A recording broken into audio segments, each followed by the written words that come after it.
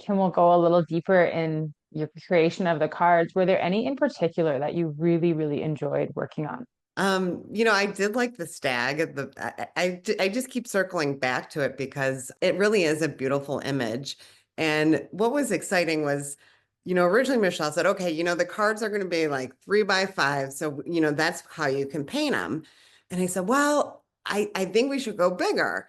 And so I actually painted each card at a 10 by 14, which allowed me to kind of create more detail in the background and just really use the image that she wanted, but to really put it in its own space and its own environment.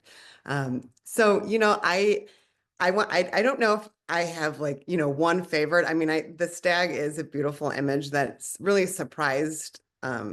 surprised me when it came out. And I think over the course of the deck, I've actually become a better artist. I don't think it's any secret that, the more you're painting and the frequency you paint, the better and better that you are.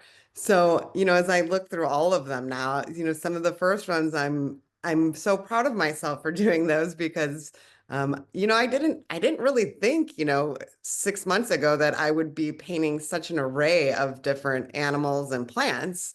But now as I'm finishing, I'm seeing that I am becoming a better painter. So there's a lot in there that are really, really awesome. But if I did say that, one that's had to stand out, it is the stag because I